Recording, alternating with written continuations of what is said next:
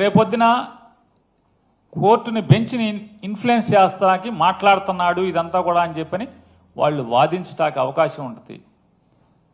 నువ్వు మాట్లాడద్దు bail arguments అయ్యే వరకు అని చెప్పని నాతో గట్టిగా వాదన చేశారు. నేను కూడా వారికి చెప్పాను, ఇప్పటికే రాజకీయంగా కక్ష సాధింపుతో శీలాన్ని హననం చేసే కార్యక్రమం పెద్ద ఎత్తున జరుగుతుంది, నేను మాట్లాడాల్సిందే అని చెప్పని అంటే, మీరు ఒకటే వాళ్ళు నిర్ణయించుకోవాల్సింది ఉంది, మీ భార్యకి బెయిల్ ముఖ్యమా నీ రాజకీయ శీలం కాపాడుకోవడం ముఖ్యమా అనేది నువ్వు డిసైడ్ చేసుకోమని చెప్పని ప్లేడర్లు గట్టిగా నాతో చెప్పిన దాని మీద 30 ఏళ్ళుగా నన్ను నమ్ముకుని నా ఇంటికి అడుగుపెట్టినటువంటి నా ఇంటి ఇల్లాలకి ఆవిడ ఏ రోజు రాజకీయాల్లోకి తొంగి కూడా చూడనటువంటి దేవుడు పూజలు తప్పితే మరొక వ్యాపకం కూడా లేనటువంటి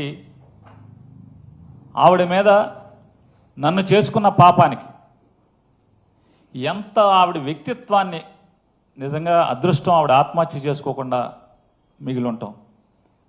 ఎంత నీచంగా ఆవిడ క్యారెక్టర్ని అసాసిన్ చేస్తూ నేను ఇవాళ ప్రెస్ మీట్ పెట్టానంటే రాత్రికో పొద్దున్నే టీడీపీ జనసేన అఫీషియల్ వాళ్ళ తరపున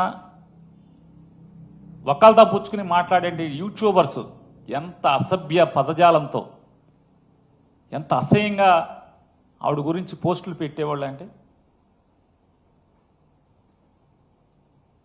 రాజకీయాల్లోకి వచ్చాక ఇంత అసహ్యంగా దిగజారిన పరిస్థితులు.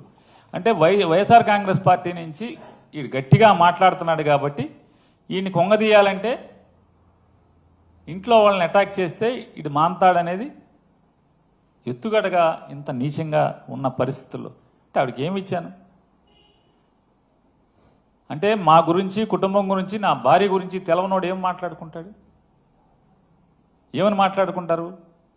నిజమే యూట్యూబ్లో వస్తే అంతే కదా, నిజమేమోనే కదా. చివరికి నన్ను చేసుకున్న పాపానికి చివరికి ఆ కళంకం, ఆ నిందలు, ఆ బురద కూడా అంటే ఈ దిక్కుమాలిన రాజకీయాల్లో నేను తిరగటం వల్ల ఆ రకంగా చేసి ఇవాళ నా మీద కక్ష సాధింపుతో అంటే నా మీద కక్ష సాధింపు ఎందుకని నేను అంటున్నానంటే సివిల్ సప్లైస్ డిపార్ట్మెంట్లో అది ఎంఎల్ఎస్ పాయింట్లోనా లేదా రేషన్ షాప్లోనా ఎంఎల్ఎస్ పాయింట్లోనా? ఎంఎల్ఎస్ పాయింట్ అంటే ప్రభుత్వ అధీకృత బియ్యం గోడౌన్ అక్కడ కానీ లేదా బఫర్ గోడౌన్లో కానీ లేదా రైస్ మిల్లులో కానీ ఈ బియ్యం ఎక్కడైతే వడ్లని బియ్యంగా మార్చబడతాయో రైతుల దగ్గర నుంచి ధాన్యం కొనుగోలు చేసి ఆ ధాన్యాన్ని రైస్ మిల్లర్కి జాబ్ వర్క్గా ఇచ్చి ఆ 100 కేజీల ధాన్యానికి 64 కేజీలు ఎంతో సుమారుగా, యాక్యురేట్గా నేను చెప్పలేను, సబ్జెక్ట్ టు కరెక్షన్, 64 కేజీల బియ్యాన్ని ప్రభుత్వానికి అప్పచెప్పే బాధ్యత మిల్లర్లకి అప్పచెప్పటం. కానీ అక్కడి నుంచి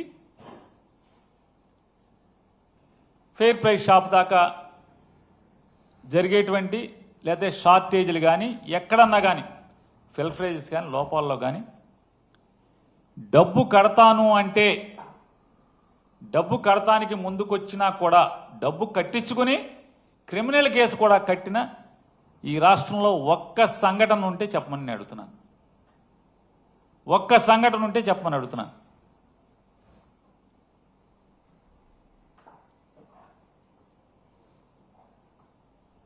నాదెండ్ల మనోహర్ గారు కూడా మాట్లాడారు. ఆయన ఏమో మాట్లాడారు, అవన్నీ కూడా చాలా సమయం ఉంది, కోర్టులు ఉన్నాయి, కోర్టుల్లో బెయిల్స్ అన్నీ అయిన తర్వాత విచారణ జరుగుతుంది. జరిగినప్పుడు మనోహర్ గారి తరఫున ఆయన ప్లేడర్లు ఆయన వాదిస్తారు, ప్రభుత్వం తరఫున మా ప్లేడర్లు వాదిస్తారు. నేను నిజంగానే అంటే నా భార్య లేకపోతే వీళ్ళందరూ రాజకీయంగా ఆపాదించినట్టు నేను పాపం చేసి ఉంటే ఖచ్చితంగా అనుభవిస్తాను. నేను మాట్లాడే మాటలు మరీ ప్రత్యేకించి సామాన్య ప్రజలకి నేను ఒకటే నా విజ్ఞప్తి, అభ్యర్థన. ఇందులో నాకు గనక ఏదన్నా అంటే లేదా నా భార్య కానీ నేను కానీ ఏదన్నా చిన్న పాపం చేసి ఉన్నాం, పాపానికి మేము భాగస్థులం అయి ఉన్నామంటే కనుక నేను అత్యంత